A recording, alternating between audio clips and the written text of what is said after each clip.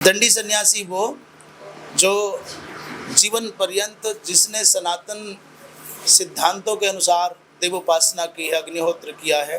दंडी सन्यासी साक्षात चलते हुए भगवान का, नारायण का रूप माने जाते हैं। इसलिए सन्यासी को देख करके प्राय समाज में सामान्य व्यक्ति भी नमो नारायणाय।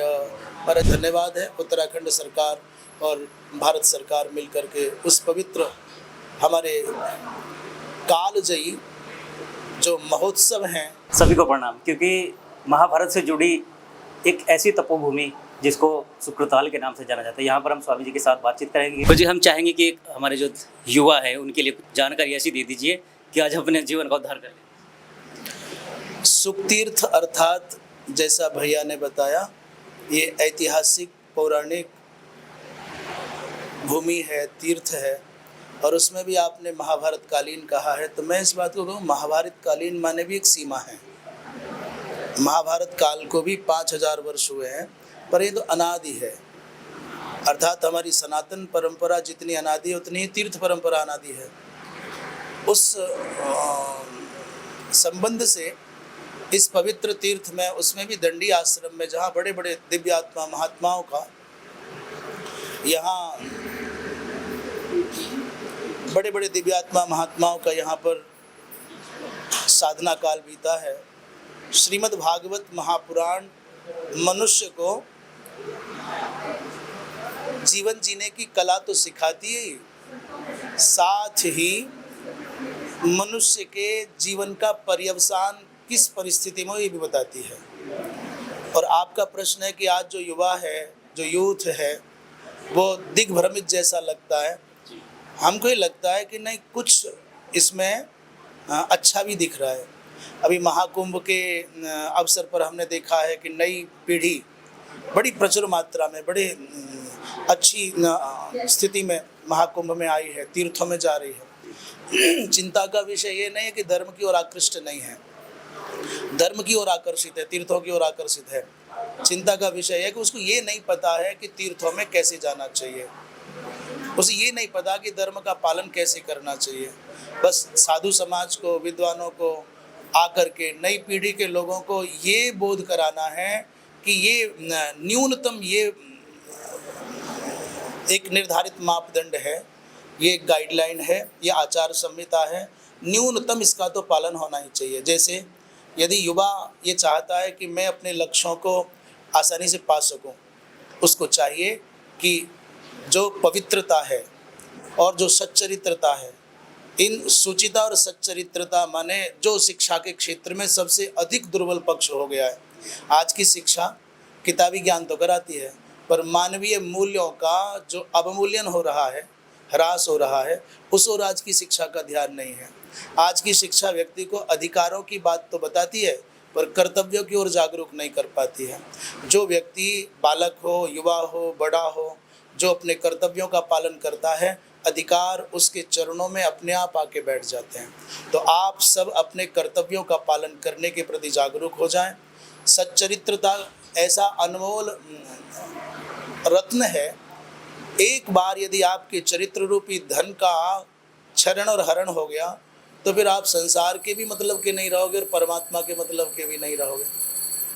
अंग्रेजी में इसलिए कहते हैं कि यदि किसी का कुछ वेल्थ गया माने धन गया तो कुछ बहुत नहीं गया, और यदि हेल्थ गया माने स्वास्थ्य गया तो भी कोई खास बात नहीं है।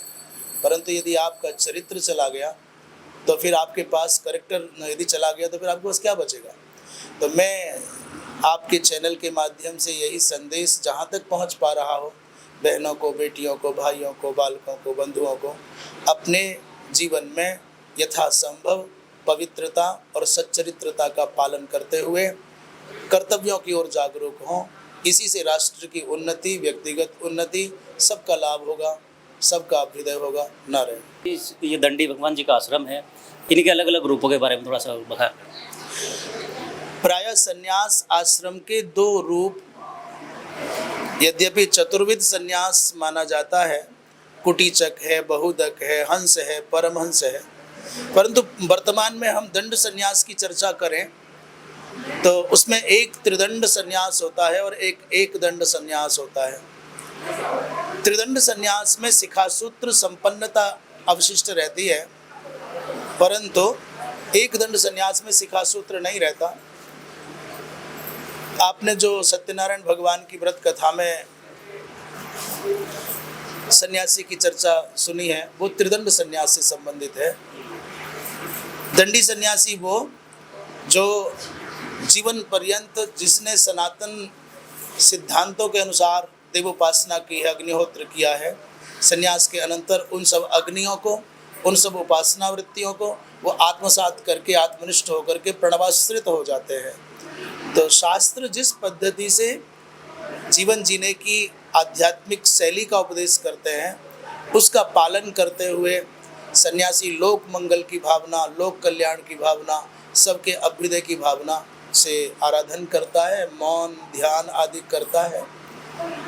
यहाँ तक लिखा गया है कि सन्यासी का तात्पर्य है एक विग्रह है जो मंदिर में है, भगवान वासुदेव का, भगवान नारायण का, वो अचल विग्रह है, मूर्ति, और एक मूर्ति है भगवान की नारायण की सचल अर्थात चलती फिरती मूर्ति। दंडी सन्यासी साक्षात चलते हुए भगवान का, नारायण का रूप माने जाते हैं। इसलिए सन्यासी को देख करके प्राय समाज में सामान्य व्यक्ति भी नमो नारायणाय महाराज, नमो नारायण महाराज जी ऐसा बोलते हैं, अर्थात भगवान नारायण है सचल। जैसे मंदिर में विराजित भगवान के श्री विग्रह को वंदन करना अनिवार्य होता है सनातन धारा में, यदि नहीं करते हैं तो दोष लगता है। तद्वत सन्यासी को देख करके आसन से उठ जाए, अभिवादन करे, नमो नारायण करे, नहीं करते हैं तो प्रत्यवाय लगता है। तो ये चलती फिरती लोक मंगल के निमित्त भगवान की मूर्ति है दंडी सन्यासी। उन्हीं दंडी सन्यासियों की साधना की ये तपोभूमि दंडी आश्रम सुखतीर्थ, जो प्राय मैं समझता हूँ उत्तर भारत में अपना एक विशिष्ट महत्व रखती है। आप सुखतीर्थ आते हैं और दंडी आश्रम नहीं आए तो समझ लीजिए कि आप गंगा नहाए, आप बटवृक्ष गए, हनुमान जी गए, कहाँ कहाँ गए, शिवधाम गए, रामाश्रम गए, परंतु आप दंडी आश्रम नहीं आए तो मान लीजिएगा कि आपकी यात्रा एक प्रकार से अपूर्ण रह गई है। नारायण। मुझे 2027 में भी कुंभ लगने वाला है, अर्ध कुंभ के नाम से इसको जाना जाएगा। तैयारियां जोरों शोरों पर चल रही है। अच्छी बात है। ये एक जैसे कोई सनातन धर्मावलंबी सदगृहस्थ कुंभ जाना है उसकी तैयारियां करता है, व्यक्तिगत रूप में धन जुटाता है, साधन जुटाता है, संकल्प करता है भाई चलेंगे, इतने दिन रहेंगे। ऐसी सरकारों का, प्रशासनों का, आज सरकारें हैं लोकतांत्रिक पद्धति की तो वो तैयारियां करती हैं। पहले तीर्थ पुरोहित, राजा इत्यादि सब व्यवस्थाएं करते थे। आज प्रशासन का कर्तव्य भी बनता है कि आने वाले लोगों को अधिकाधिक अनुकूलताएं हो जाएं, उनको असुविधा न हो, आवागमन के और आवास आदि के, जल, विद्युत आदि के जो अति अपेक्षित संसाधन हैं उनके प्रति प्रशासन को जागरूक रहना पहले से आवश्यक होता है।